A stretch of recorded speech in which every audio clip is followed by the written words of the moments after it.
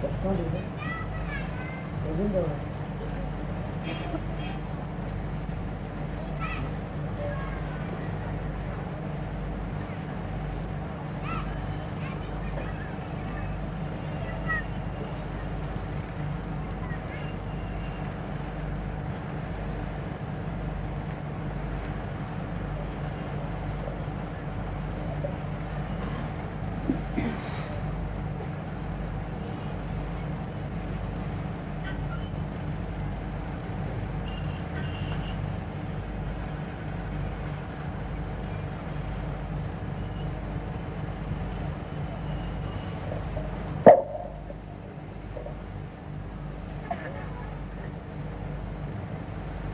आज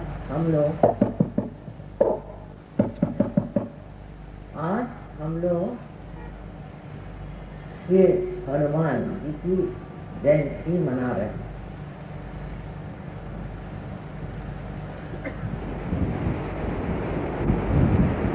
हनुमान जी के बारे में क्या कहें कि वो जितने शक्तिमान थे, जितने गुणवान थे, उतने ही वो श्रद्धामय और भक्तिमय थे। अधिकतर मनुष्य जो बहुत बलवान हो जाता है और जिसके पास शक्ति आ जाती है, जिसे हम लोग कहें कि राइट साइडेड हो जाता है, और वो अपने को इतना ऊंचा समझता है कि अपने आगे किसी को भी नहीं मानता। पर हनुमान जी एक विशेष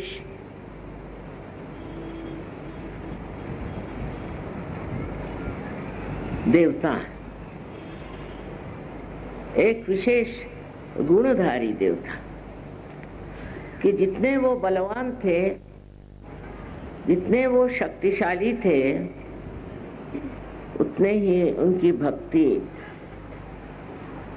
शक्ति के संतुलन, जितनी शक्ति थी उतनी ही उनके अंदर भक्ति थी।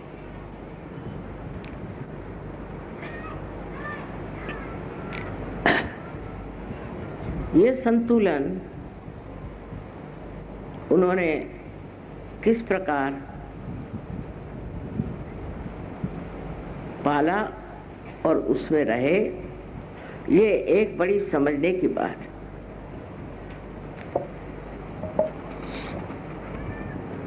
जब हम सहयोग में पार हो जाते हैं और सहयोग में हमारे पास अनेक विध शक्तियां आ जाती हैं, उसी के साथ में हमें संतुलन भी आ जाता है। हम प्यार करते हैं और प्यार के सहारे, प्यार की शक्ति के सहारे हम अपने कार्य में रत रहते हैं, वो कार्य करते रहते हैं। इसी प्रकार श्री हनुमान जी अत्यंत शक्तिशाली थे और उनके अंदर दैवी शक्तियां, उनके अंदर नवधा शक्तियां थी, जिसे कहते हैं गरिमा, लघुमा।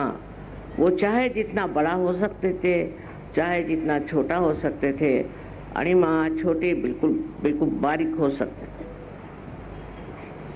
ये सारी शक्तियां उन्होंने अपने भक्ति से पाई। इसका मतलब है कि भक्ति और शक्ति दोनों एक ही चीज। जिसके अंदर शक्ति है और उसके अंदर भक्ति नहीं, तो वो तो राक्षस हो जाता है, और जिसके अंदर भक्ति है किंतु शक्ति नहीं, वो पागल हो जाता है। दोनों के बीच में जो मध्य मार्ग में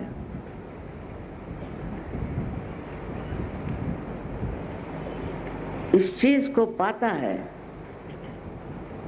जिसे आप शक्ति कहिए चाहे भक्ति कहिए, उसके शरीर का अंग अंग उसी से बना रहता है।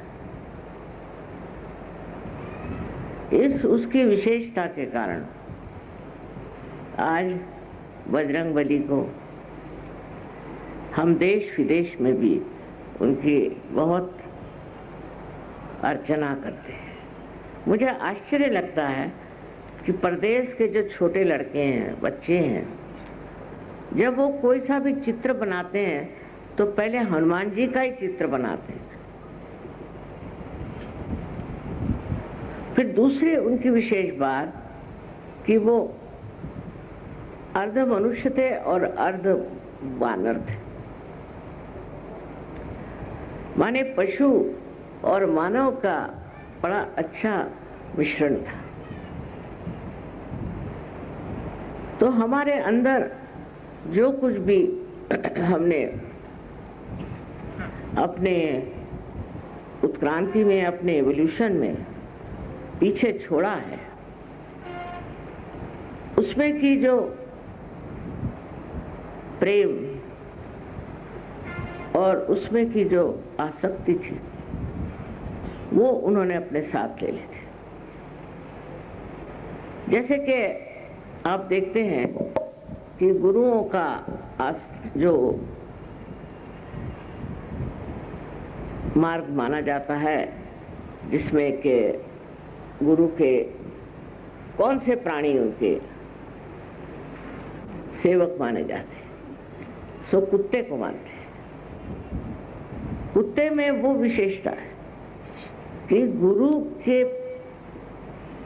जैसे एक साधक पूर्णतया समर्पित होता है और गुरु के सिवा उसका और कोई मालिक नहीं होता, कोई और उसका विचार नहीं होता। हर समय वो अपनी जान लगा देता है अपने मालिक के लिए। इसी प्रकार एक समझना चाहिए कि एक प्राणी जो कि उत्क्रांति में बढ़ा हुआ है, जब वो मनुष्य के सानिध्य में आता है तो वो क्या सीखता है? परम भक्ति। इसका मतलब है भक्ति हमारे अंदर जन्मतः बनी हो, पूर्णतया पहले ही से हमारे अंदर भक्ति का बीज बोया। जब हम लोग इस दशा में नहीं थे, मानव दशा में नहीं थे, तब हमारे अंदर भक्ति का उद्भव बहुत हो गया। भक्ति बुरी तरह से हमारे अंदर समा गई। आप किसी भी जानवर को ले लीजिए, उससे आप स्नेह लें, जरा सा स्नेह दें, जरा सा प्यार दें, वो इस तरह से आपसे निकट हो जाता है, इस तरह आपको मानता है और इस तरह आपसे प्यार करता है। घोड़े की भी बात आपने सुनी होगी कि घोड़े जो है वो अपना सवार जब गिर जाता है या वो मरने को होता है तो उसके ऊपर छा जाते हैं।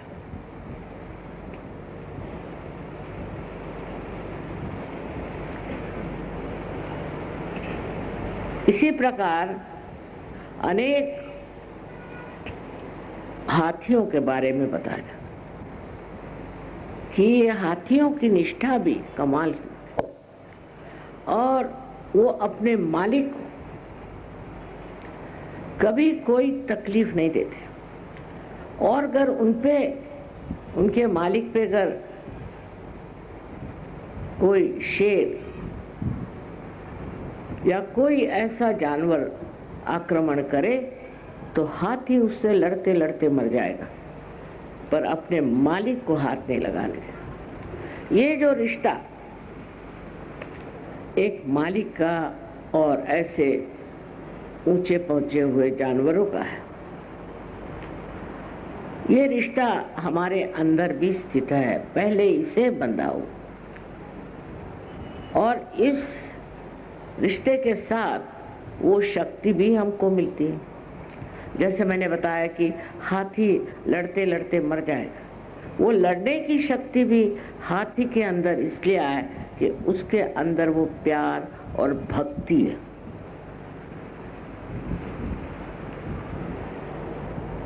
हम लोग कहते हैं कि सहयोग ये प्यार का, परमेश्वरी प्रेम का कार्य है। बात सही, पर इसी कार्य को करते वक्त उसकी शक्ति भी उसी में निहित है। हम लोग उसको शायद जाने या न जाने, उसके बारे में हमें उसकी प्रचिति हो या न हो, पर वो भी उसी के साथ निहित है और वो शक्ति दैवी शक्ति। मनुष्य का किसी के प्रति नतमस्तक होना, किसी को मान लेना, किसी को बड़ा समझ लेना, ये सब उसी के लक्षण। किंतु जब वो अपने गुरु को मानता है तब उसके अंदर गुरु की महिमा तो होती है, पर उसके साथ साथ उसकी शक्ति भी होती है। तो भक्ति और शक्ति दो अलग चीजें नहीं, एक ही है। हम ये कहेंगे कि अगर राइट हैंड में अगर शक्ति है तो लेफ्ट हैंड में भक्ति। ये शक्ति भक्ति का संगम श्री हनुमान जी में बहुत सुंदरता से वर्णित है। कहीं तो वो रावण की लंका जलाने चले गए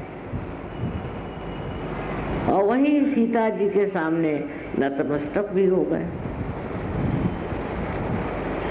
और जब सीता जी ने कहा कि नहीं, तुम तो मेरे बेटे हो, मैं बेटे के दम पर नहीं आऊंगी, मेरे पति को आना होगा और इस आदमी का संहार करना होगा।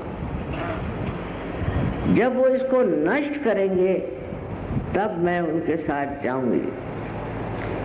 तो हनुमान जी इतने इससे वहां गए थे, उनका ठीक है, वो तो उनको ऐसे ही उठा के ले आते हैं, उनकी शक्तियां ही ऐसी थी। लेकिन उन्होंने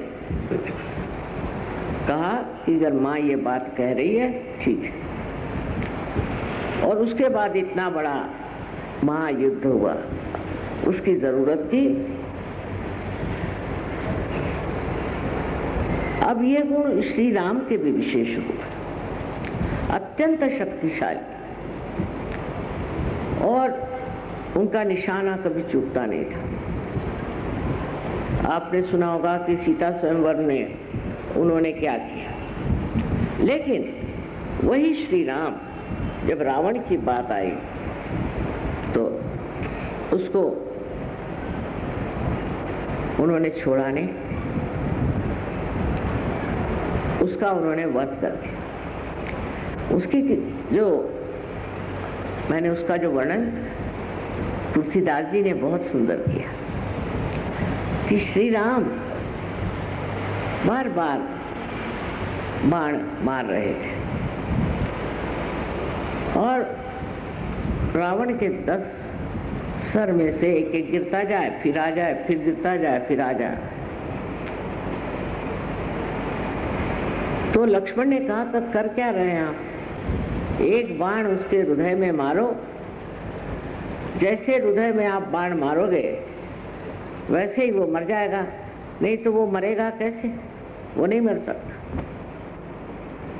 उसका वो बाण जो है वो उसके हृदय में लगा है। अब श्री राम का बड़ा सुंदर वर्णन है वहाँ। संकोचित है ना, बहुत संकोचित। श्री राम होते हुए भी इतने शक्ति के प्रचंड महान पुरुष होते हुए भी उन्होंने कहा देखो बात यह है कि श्रावण के हृदय में मेरे सीता का वास, तो मैं हृदय में नहीं मारूंगा, लेकिन जब बार बार इसका सर उतरेगा तो इसका ध्यान जरूर मेरे सर की ओर जाएगा, उस वक्त मैं इसको बाण से मार डालूं। नहीं तो उनके लिए कहा जाता कि एक बाण में वो वध करते थे। पर अब ये देखिए कि कितनी नजाकत की बात है, कितनी सरलता की बात है, पति का प्रेम अपने पत्नी के प्रति। सारे शक्ति के सागर होते हुए भी उनके अंदर किस कदर प्रेम था। हनुमान जी के तो अनेक किस्से हैं कि जिसमें हनुमान जी ने सिद्ध कर दिया कि वो प्रेम का सागर थे। और उसी वक्त जो दुष्ट हो, जो दूसरों को सताता है, जो दूसरों को नष्ट करता है, उसका वध करने में उनको बिल्कुल किसी तरह का संकोच नहीं होता। ये जो भक्ति की बात बजरंगबली की है, वही उनकी शक्ति की भी बात देखने लायक है। वो जानते थे कि रावण सिर्फ अग्नि से डरता है, इसलिए लंका में गए और लंका दहन कर दिया। ये उनकी शक्ति की बात है कि उन्होंने लंका दहन कर दिया। और उस दहन में किसी को मारा नहीं, किसी को जलाया नहीं, रावण भी जला नहीं, कोई नहीं जला, पर उससे दहशत हो गई। लोग घबरा गए कि रावण क्या पाप कर रहा है। रावण जो इस तरह के कार्य कर रहा था, पहले लोगों में सम्मत था।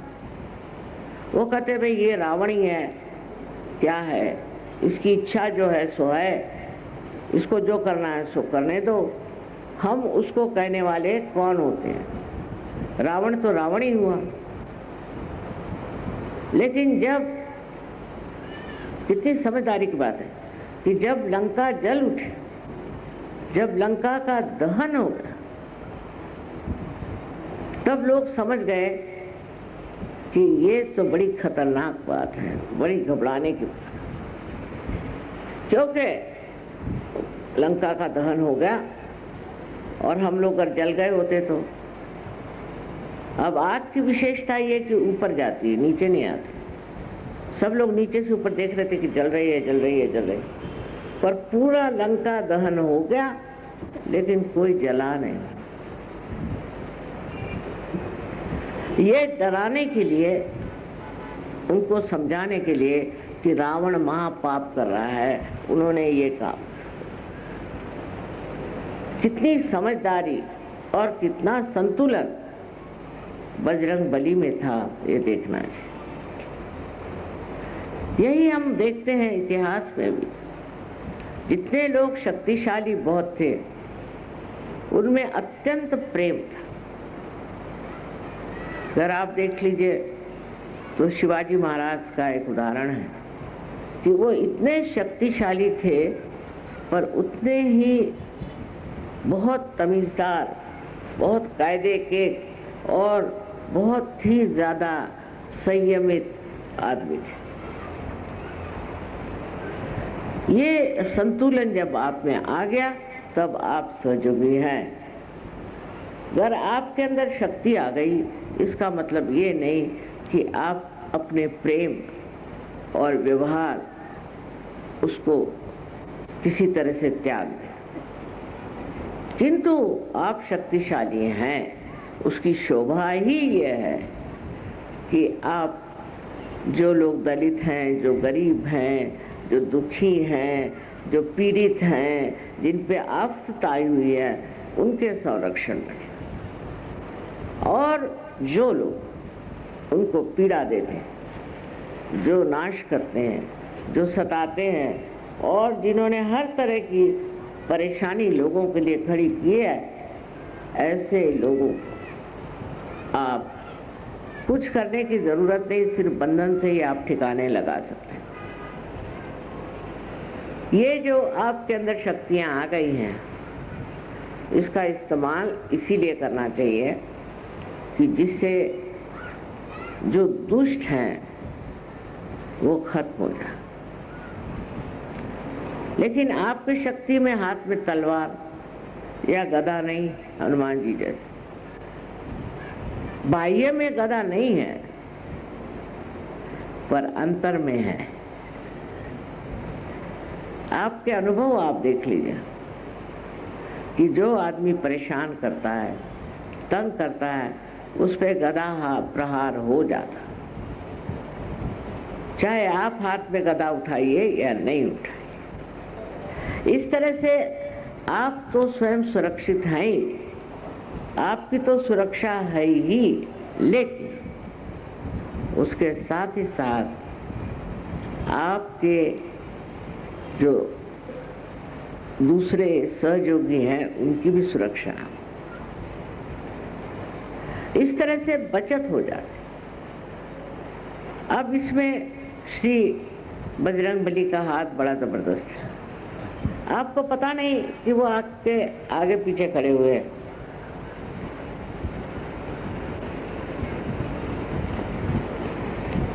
है तो उनका स्वभाव बच्चों जैसा, बहुत निर्मल और बहुत सरल, लेकिन इतनी समझदारी और हर तरह की खूबियां वो जानते हैं। इसका मतलब है कि उनकी शक्ति के साथ उनके अंदर निरक्षीर विवेक बहुत था। बड़े ही बुद्धिमान थे। आजकल की बुद्धि तो बिल्कुल बेकार है, पर वो बुद्धि की जो प्रेम से हर एक चीज को जांचे और समझे, उस बुद्धि के एक विशेष स्वरूप श्री गणेश थे और श्री हनुमान है। दोनों में विशेषता ऐसी है कि हनुमान जी बहुत बलिष्ठ, बहुत तेज ऐसी देवता है और श्री गणेश ठंडे हैं। लेकिन दोनों जब वक्त पड़ता है तो बहुत बड़े संहारक। सहयोगियों को संहार करने की जरूरत नहीं, किसी का संहार करने की जरूरत नहीं। बस आप ये सोच लीजिए कि आपके साथ ही ये दोनों हर पल हर क्षण है। जब भी आपको कोई परेशान करे, तंग करे, तो साक्षात आपके संरक्षक आपके साथ खड़े हैं। बहुत से बार आप सुनते होंगे कि मिनिस्टर लोग जाते हैं, कोई जाता है तो उनके साथ सिक्योरिटी चलती है। सहयोगियों की सिक्योरिटी उनके साथ ही चलती है। और दूसरी सिक्योरिटी जो चलती है वो है गणों।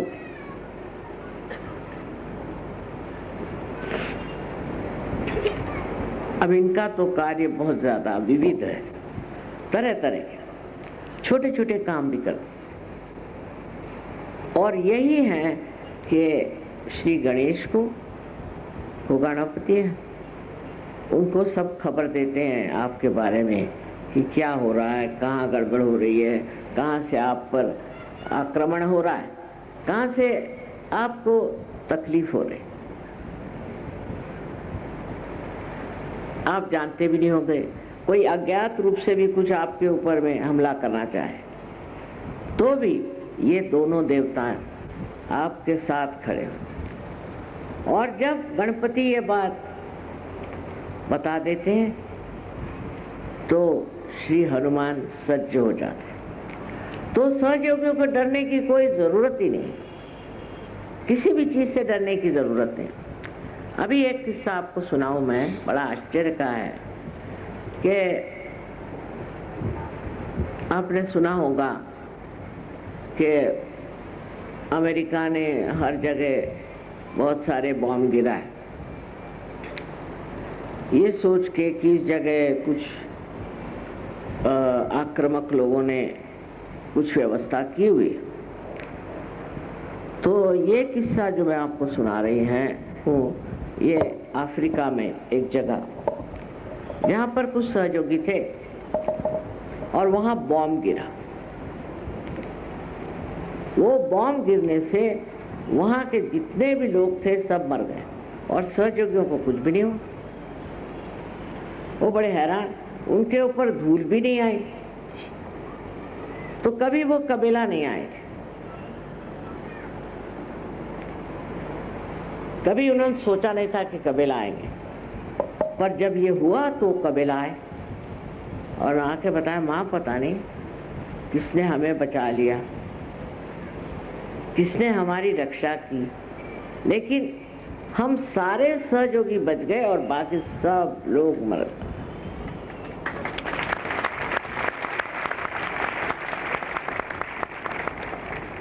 अब ये वाकया है, सही बात है, और इसका कारण ये है कि आपने अब परमात्मा को स्वीकार्य कर लिया। आपने सहज मार्ग से अपना आत्मा चेतित कर लिया।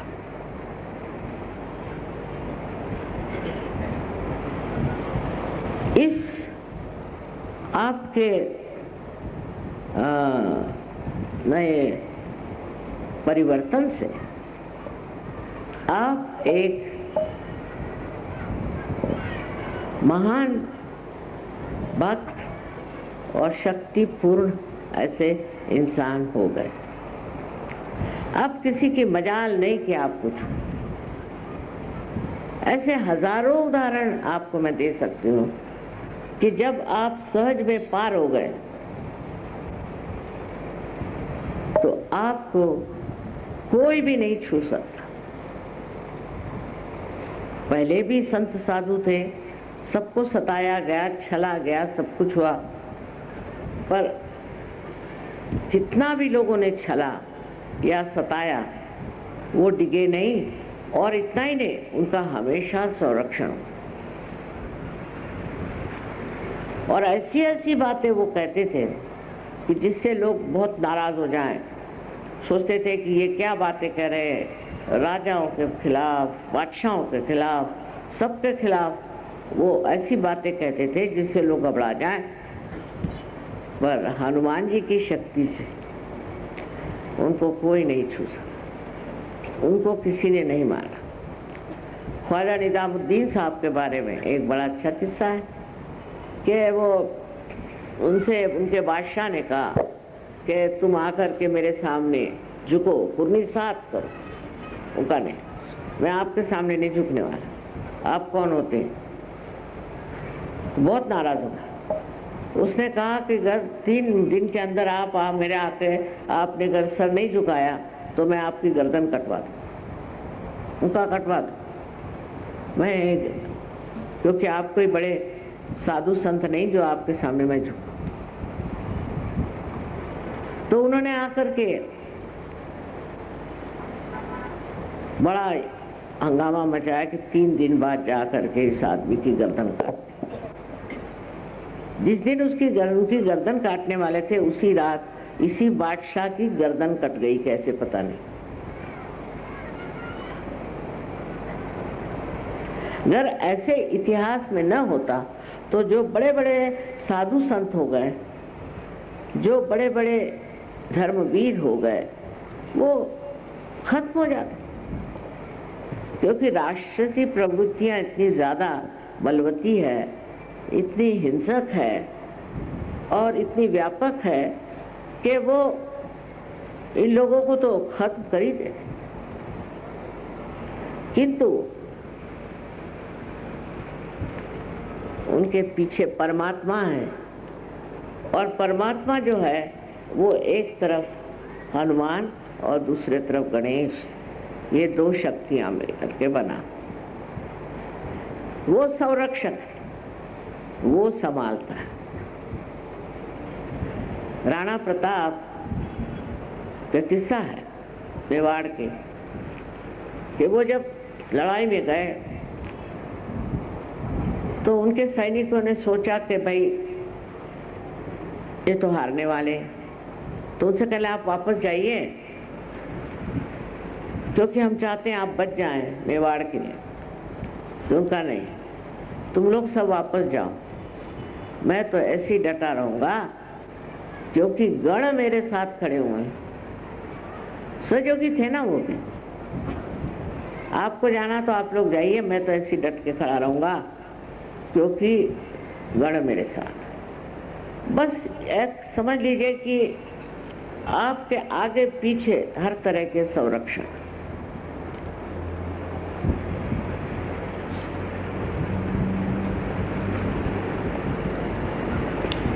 पर इस संरक्षण को मिलते ही मनुष्य में क्या होना चाहिए, सतयुग में क्या होना चाहिए? वो धीर, गंभीर और किसी से डरने वाला इंसान नहीं होता।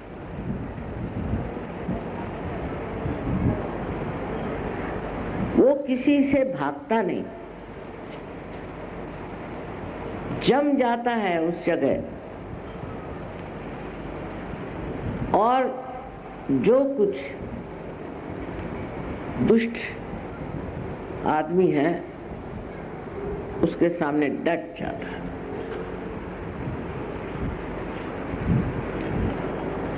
उसको कुछ करने की जरूरत नहीं। वो जमाना गया, अब तो आप सिर्फ खड़े हो जाए, वो दूसरा भाग जाएगा, उसको पता नहीं चलेगा क्या हो रहा। ऐसे अनेक अनेक अनुभव सहयोगी मुझे लिख के भेजते हैं कि मैं ऐसा हुआ, वैसा हुआ, ये बात हुई। नहीं तो इस परदेसी लोगों के सामने सहयोग फैलाना कोई आसान चीज नहीं है। और मुसलमानों में भी जब आप सहयोग फैलने लग गया तो इससे आप समझ सकते हैं कि दैवी शक्ति, जो प्रेम की शक्ति है, उसके अंदर कितनी ताकत है और उससे कितने कार्य हो सकते हैं। पर इसका मतलब नहीं कि आप हनुमान जी के नाम पर कोई बड़ी उत्पीड़न तैयार कर, ये इसका बिल्कुल मतलब। जैसे आजकल बने हुए हैं, हनुमान जी का नाम ले लो, गणेश जी का नाम ले लो, और नहीं तो महादेव जी का नाम ले लो, और ऐसी ऐसी संस्थाएं बनाओ। कोई संस्था बनाने की जरूरत नहीं, आप स्वयं ही एक संस्था है। न तो आपको कोई छू सकता है और न तो कोई आपको नष्ट कर सकता है।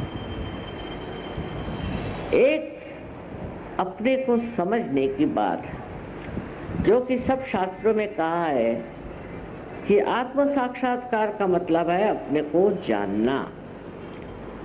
अपने को जानना माने क्या? जानने का मतलब है ये जानिए कि आपके आगे पीछे कौन कौन खड़ा है, कौन कौन आपका रक्षक, और जो आपको लोगों से प्यार है और दुलार है, और जो लोगों के प्रति जो हर समय ये सोचते कि इनको मैं किस तरह से खुश करूंगा। जैसे कल चोखा में आने का था कि सारे संसार को मैं सुखी करूंगा, सबको मैं आनंद से भर दूंगा। ये जो भावना आपके अंदर आती है, उसमें सोचना चाहिए कि आपका कोई भी बिगाड़ने वाला नहीं बैठा हुआ। हिम्मत नहीं, कोई नहीं बिगाड़ेगा आपको, और उसके लिए आपको कुछ करना नहीं है। उसके लिए आपको कोई तलवार रखने की जरूरत, गदा रखने की जरूरत, वो तो सब है ही, वो पहले ही से बन बुन के आए हुए हैं और वो आप में समाये हुए हैं। आपको जरूरत ही नहीं है कि आप अपने को बलिष्ठ बनाएं, आप हैं। एक चाइनीज किस्सा है बहुत मजेदार कि उनके यहाँ मुर्गों की लड़ाई होती है। तो जब मुर्गों की लड़ाई होती है तो उसमें यह हो गया कि किसी तरह से एक राजा को ऐसा लगा कि कोई साधु के पास ले जा। तो ये मुर्गे जो हैं, ये साधु से सीख ले कि दुनिया से कैसे लड़ना चाहिए, क्योंकि ये साधु किसी से लड़ता नहीं, पर इसको कोई छूता भी नहीं, इससे लोग दूरी भागते हैं और उसके तरफ नतमस्तक रहते हैं। तो ऐसी कौन सी इसमें बात है कि ये इस तरह से इस दुष्ट दुनिया में इस तरह से रह रहे हैं। तो साधु ने कहा कि अच्छा तुम मुर्गों को छोड़ दो। तो एक मुर्गा उसके पास वो छोड़ के चले गया। 1 महीने बाद वो मुर्गा वो ले गए और उसको, यहाँ लड़ाई हो रही थी, बहुत सारे मुर्गे जिसमें थे, ऐसे प्रांगण में ले जाके छोड़ दिया। तो अब मुर्गे जो ये महाराज थे ये अपने खड़े रह गए।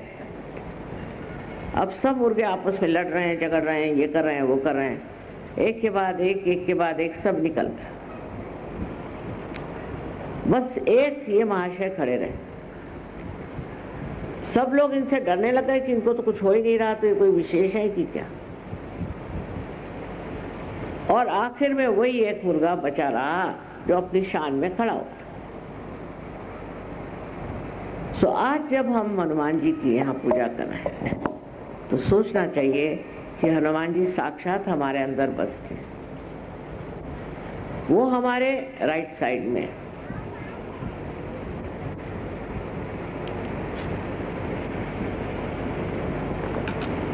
माने पिंगला नाड़ी पर काम करते हैं। पिंगला नाड़ी पर काम करते हैं और हमारे अंदर जोश भरते हैं और उससे उष्णता भी आती है इंसान में। पर उनका मार्ग ऐसा है कि आपके अंदर उष्णता भी आए और भक्ति भी साथ साथ चले।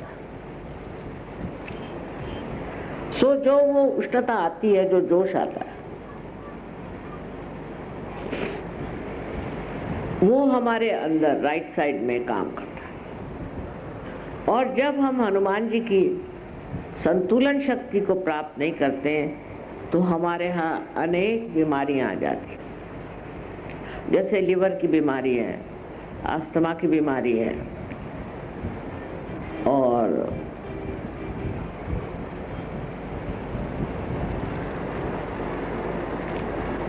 यहाँ तक हार्ट अटैक करना चाहिए आता है। और जब इनकी गर्मी नीचे की तरफ जाती है, हनुमान जी गर्मी को कंट्रोल करते हैं। पर जब गर्मी कंट्रोल नहीं होती है तो ऐसी ऐसी बीमारियां होती है कि जिनका कोई इलाज नहीं। ब्लड कैंसर हो सकता है इससे, और इंटेस्टाइनल ट्रबल हो सकता है। मैंने दुनिया भर की बीमारियां एक ही लिवर के खराबी से होती है। और लिवर की खराबी होती है क्योंकि हम हनुमान जी की बात नहीं मानते। मैंने कभी हमें गुस्सा आया, कोई जरूरत नहीं गुस्सा आने की, पर आया गुस्सा तो लगे मारने पीटने, इसको उसको हंगामा करने। ये फिर हनुमान जी की शक्ति। कोई गुस्सा करने की बात ही नहीं, किसी पे नाराज होने की बात ही नहीं है, क्या जरूरत ही नहीं है। अगर आप हनुमान जी को मानते हैं तो वो किसी पे गुस्सा नहीं। लेकिन इंसान है, हर बात पे गुस्सा चढ़ता है, अहंकार चढ़ता है उसके अंदर। हनुमान जी में जरा भी अहंकार नहीं था। राइट साइडेड आदमी में बहुत अहंकार होता है। मनुष्य में तो इतना अहंकार है, अरे बाप रे, रे बाप रे। मेरा तो जी घबराने लगता है जब देखती हूँ इनको किस चीज का अहंकार था। उस अहंकारिता का कोई अर्थ ही नहीं है कि हम माने क्या। कोई एक सर्वसाधारण मनुष्य भी अहंकार करता है, और बहुत से राजे महाराजे भी अहंकार नहीं करते। इसका कारण है उनके अंदर ही ऐसी कोई स्थिति बनी है कि वो हनुमान जी को नहीं मानते। जैसे ही आप हनुमान जी को मानते हैं वैसे आप श्री राम को मानते हैं। अब बताइए कि अगर आप राइट साइडेड आदमी हैं तो आपको तो अस्थमा होना नहीं चाहिए, क्योंकि श्री राम का वास हमारे स्वयोग के हिसाब से राइट हार्ट में। क्योंकि आप हनुमान जी को नहीं मानते हैं, उनके तरह का आपका व्यवहार नहीं है, संतुलन नहीं है, इसलिए आपका अस्थमा भी हो जाता है। हृदय में आपके शिव जी का स्थान है, वो भी वही गड़बड़ हो जाता है और आपको हार्ट अटैक आ सकता है या आपको और बीमारियां हो सकती हैं।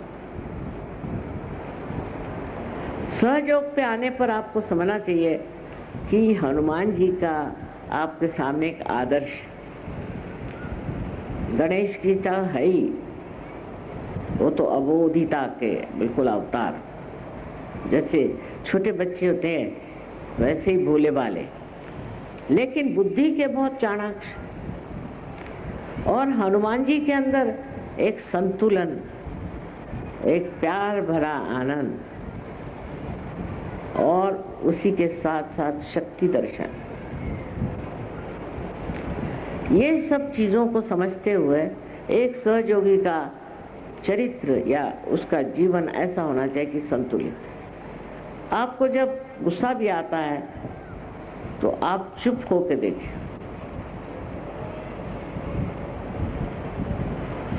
मेरे ख्याल से मुझे तो कभी गुस्सा नहीं आता, या आता भी होगा तो मुझे तो पता नहीं।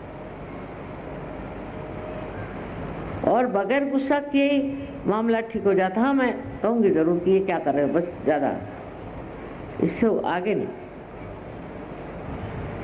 और लोग तो गाली गलौज दुनिया भर की चीजें करते हैं, पर जब ये अति हो जाता,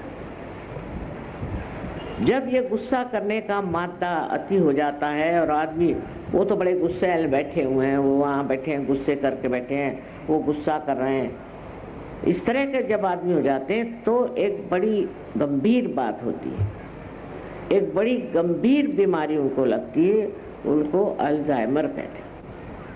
अल्जाइमर की बीमारी इस गुस्से से होती है। वो गुस्सा जो हम बेकार में, अब समझ लीजिए आपके लड़के को किसी ने थप्पड़ मार दी, हो गए आप गुस्से।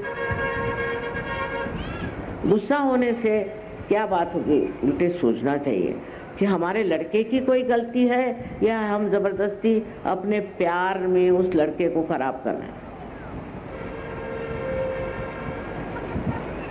इस तरह का संतुलन जीवन में नहीं आएगा तो ये अल्जाइमर की बीमारी बहुत ही खराब होती है। इसमें आदमी पगला सा जाता है, मरता भी नहीं है और किसी को मरने भी नहीं देता, गालियां देता है, चीखते रहता है, उसका इतनी पकड़ आ जाती है लेफ्ट साइड में, ब्रेन में, कि उसका व्यक्तित्व ही एक अजीब सा हो जाता। उसका इलाज है सहयोग में, पर बड़ा कठिन है, क्योंकि वो तो गालियां देते बैठते हैं, उसको जो ठीक करे जाएगा उसको ही गालियां देंगे, तो कौन मानने चला। अगर कोई डॉक्टर हो, उसको कोई गाली दे तो कह जाए चूल्हे में, मुझे क्या करने का। यही होता है उनके साथ कि नहीं चाहिए, माँ हमको इसको ठीक करना ही नहीं, जाए जहाँ रहना जैसे रहे। अब दूसरे हनुमान जी के जो बड़े भारी दुश्मन है वो हैं शराबी। जो लोग शराब पीते हैं उनका लंका दहन करते हैं। अरे आप देखते हैं जो आदमी शराब पीते हैं ना, कोई उनसे बात करेगा ना कुछ करेगा, अच्छा वो 10 शराबी इकट्ठे करके और शराब पिला।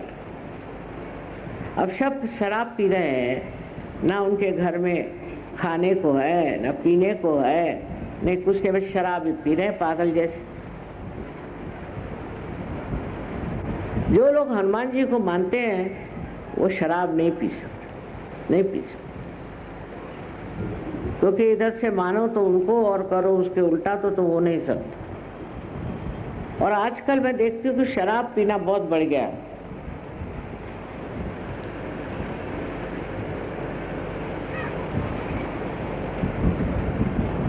और मुझे आश्चर्य होता है, एक बड़े अफसर साहब थे, एक बार उनके घर में गए, क्योंकि हमारे पति के वो दोस्त भी थे और मियाँ बीवी दोनों शराब पीते थे और बड़ी ठंड थी, तो मुझे कहने आज रात यहीं ठहर जाओ। मैंने कहा अच्छा ठहर जाए। तो पूरे घर में एक कंबल, मैंने कहा हे भगवान, इतने बड़े अफसर के घर में एक कंबल, मैंने कहा मेरे तो कोई बात नहीं, मैं तो सो लूंगी। अब वो लोग परेशान हो कि एक कंबल में इनको कहाँ सुलाएं। मैंने कहा मेरी चिंता मत करो, मैं ठीक कर लूँगी। इतना उनका हाल खराब, उनकी लड़की खराब गई, लेकिन मानने को तैयार नहीं कि मेरी लड़की खराब गई। बस जैसे शराब पी लेंगे तो ये कहना शुरू करेंगे कि साहब मेरी लड़की सबसे अच्छी, आप कुछ मत कहिए। वो लड़की का सत्यानाश, क्योंकि चढ़ गई, शराब चढ़ गई तो होश ही नहीं उनको, उसका बिल्कुल सत्यानाश हो गया उस लड़की का। अंत में अभी आई थी मेरे पास रोते हुए, बहुत उसका सर्वनाश कर दिया। तो ये बात है कि शराब का एक नशा और नशा को भी बढ़ा देता है, और उसमें सबसे बड़ा नशा ये हो जाता है कि मनुष्य को प्रेम नहीं रहेगा, तो किसी से प्यार नहीं करता। इसीलिए सबने, सारे धर्मों ने शराब को मना किया। लेकिन अब ईसाई धर्म जैसे है, सब लोग उसमें से कुछ न कुछ हिसाब किताब बना लेते हैं। हिंदू धर्म में भी है, ईसाइयों में भी, मुसलमानों में।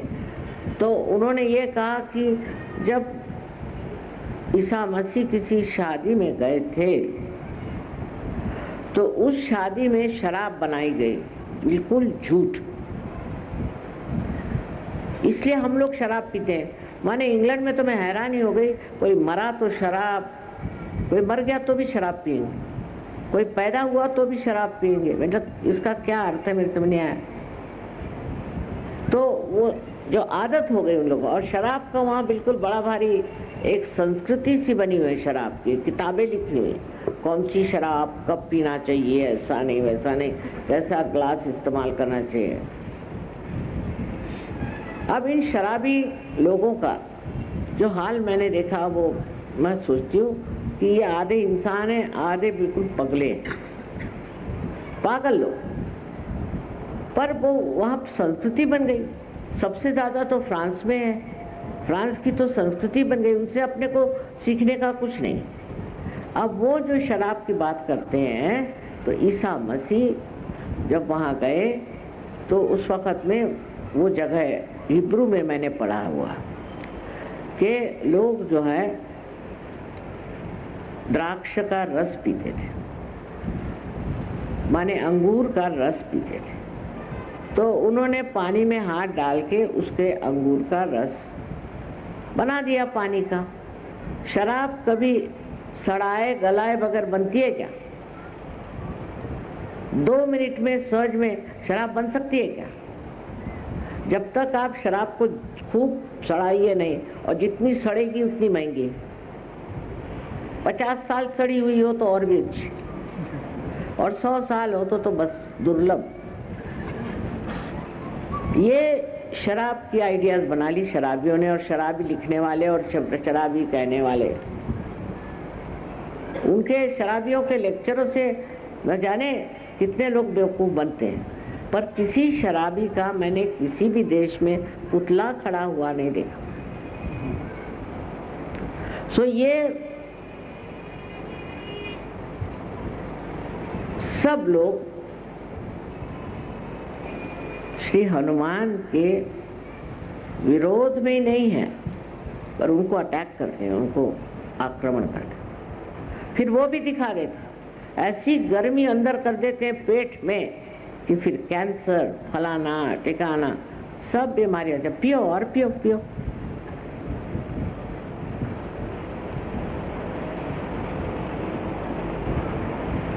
ये शराब पीने पिलाने की और पीने की जो ये रस्म चल पड़ी है, इसका मुझे तो डर लगता है कि हनुमान जी को संभाले रहो, न जाने क्या कर दें, कहाँ से क्या आफत कर दें, इनका क्या ठिकाना।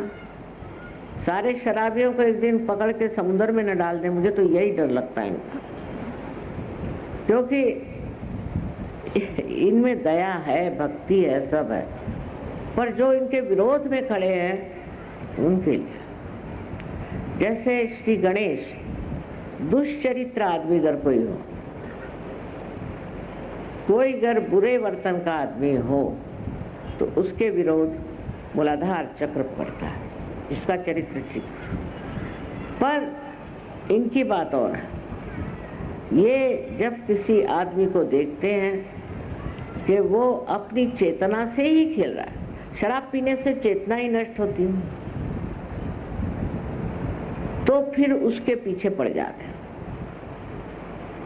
घर में कलह होगा, झगड़े होंगे, मारामारी होगी। अब देखिए कि रास्ते पर मारामारी हो रही, अगर आप रास्ता रोक गया तो दो शराबी आपस में मार रहे हैं, फिर उसकी हवा और फैलती है। तो किसी शराबी के घर किसी सजगह को जाना नहीं चाहिए, क्योंकि वो अपवित्र जगह, और न ही किसी भी शराबी के साथ कोई संबंध रखना चाहिए।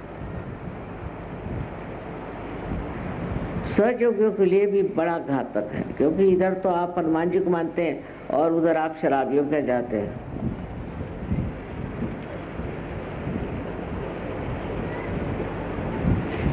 खासकर पूना में न जाने कितने तरह के हनुमान जी हैं। मारुति, कोई डुलिया मारुति, तो कोई वो मारुति, तो कोई वो मारुति। तो पुणे वालों के लिए तो बहुत बच के रहना चाहिए।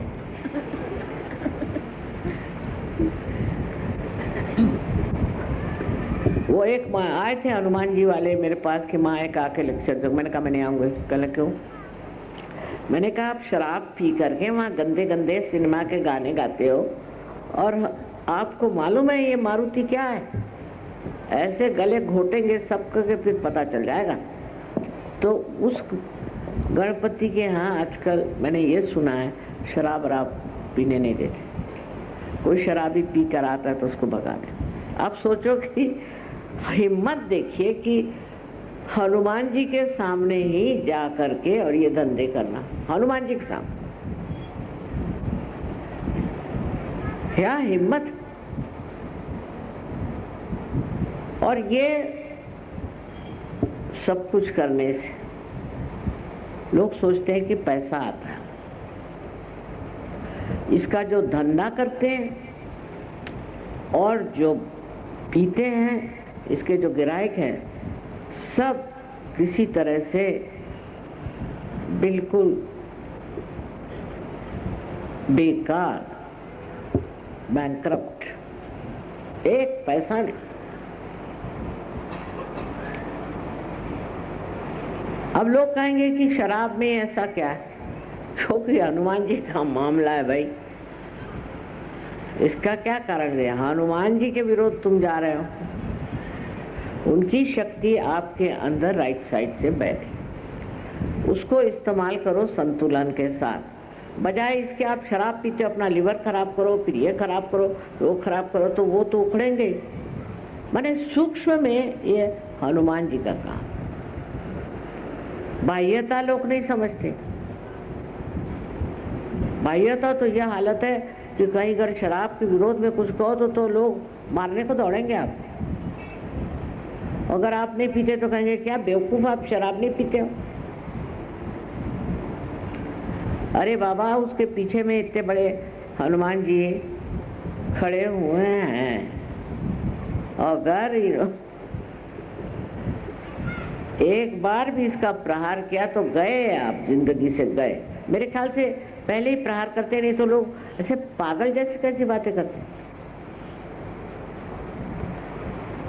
वही बात करेंगे, वही बात एकदम। और सब पागल, सब साथ पार्टी हो रही, ये हो रहा, और सब पागल लोग हो।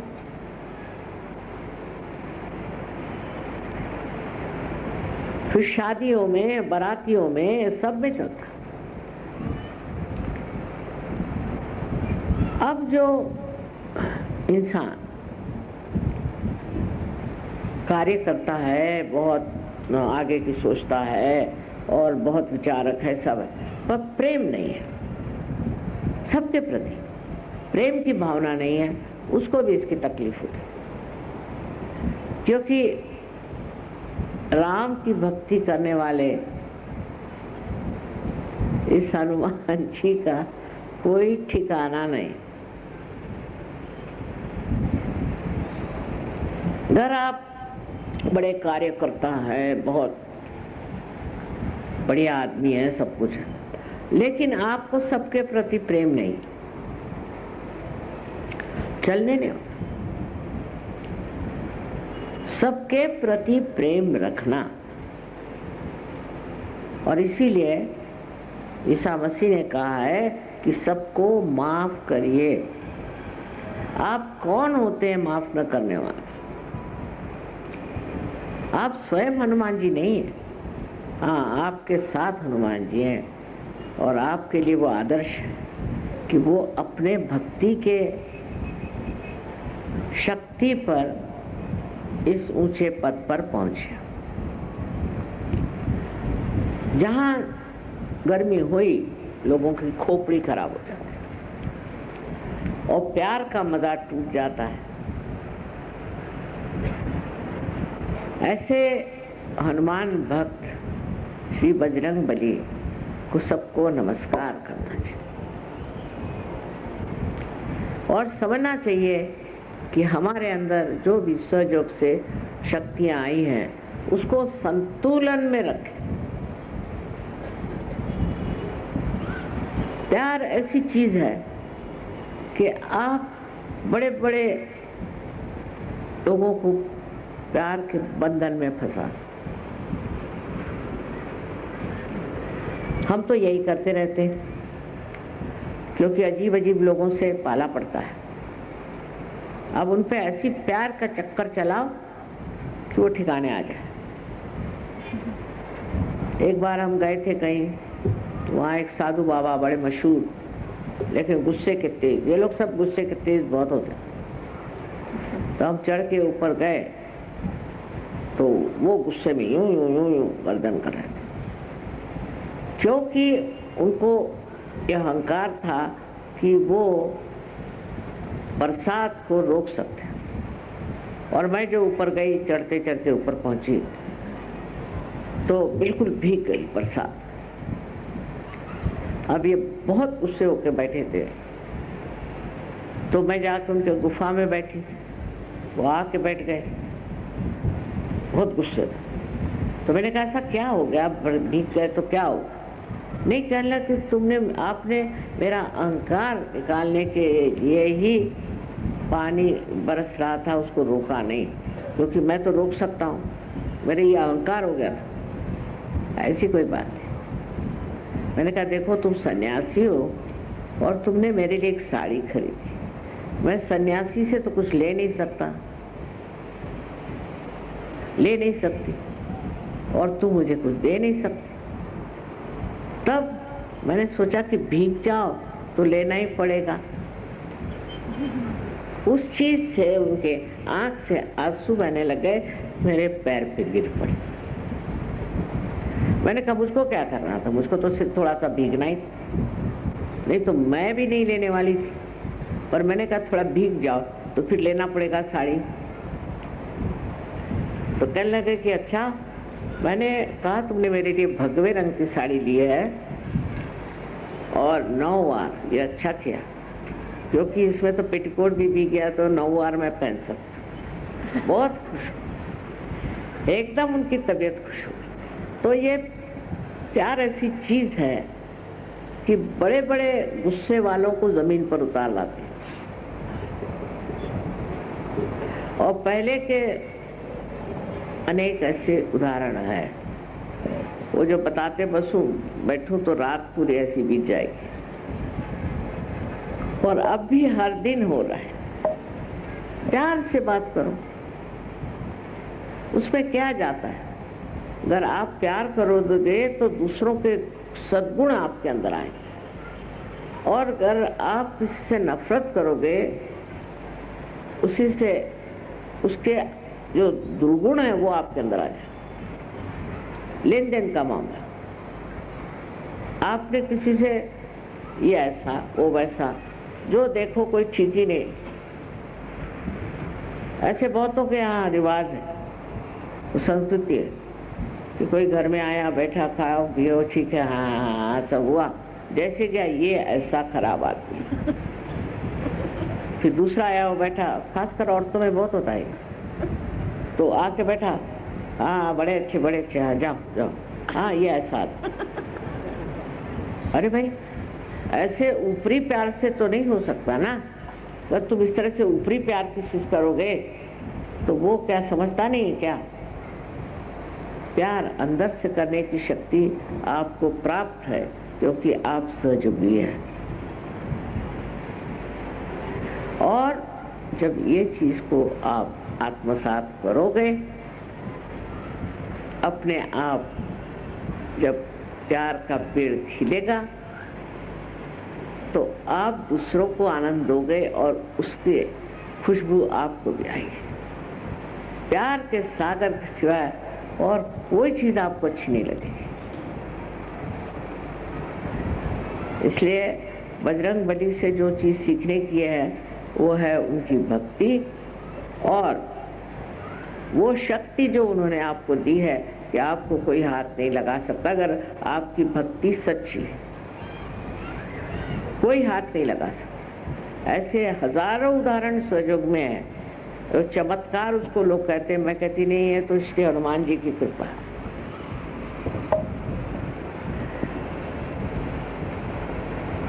तो आप सबको अब मैं अनंत आशीर्वाद और प्यार कहती हूँ। पहले अपने को भी प्यार करो और दूसरों को भी प्यार करो। इसका मतलब नहीं मेरा बेटा मेरी ये नहीं। इसका मतलब है निर्वाज्य प्यार।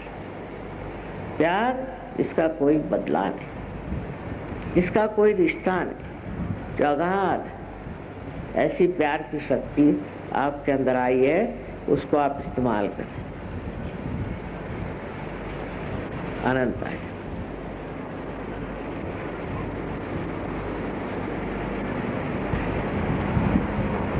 या मी हिंदीत बोलले आज, कारण बरीच मंडळी आहे. हिंदी भाषा शिकावी असं मला वाटतं. आता 50 वर्ष झाले स्वातंत्र्य येऊन आणि अजूनही हिंदी भाषा येत नाही म्हणजे काय? पर लिपी तुमची तीच आहे. हिंदी भाषा शिकली पाहिजे. एकाहून एक कवी झाले, काय काय सुंदर लिहितात. सगळ्या तऱ्हेने समृद्धी मिळते. मराठीत नाही अशातली गोष्ट नाही. मराठी भाषा फार उच्च आहे, पण लोक मराठी शिकू शकत नाही. खरंच शिकू शकत. मराठी फार कठीण आहे हो. मग आपणच हिंदी शिकावी.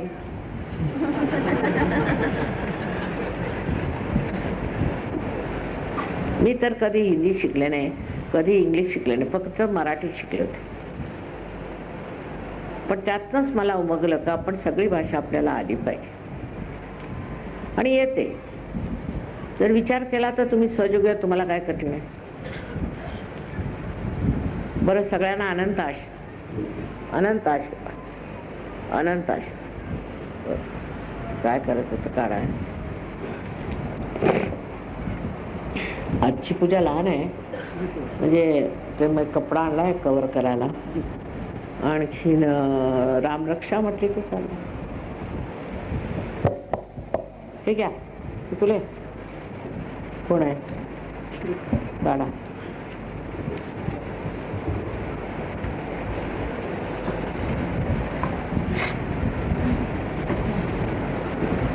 तुम्हाला रामरक्षा येते का? जी. हा, येते का? हो, एवढं येतं मला.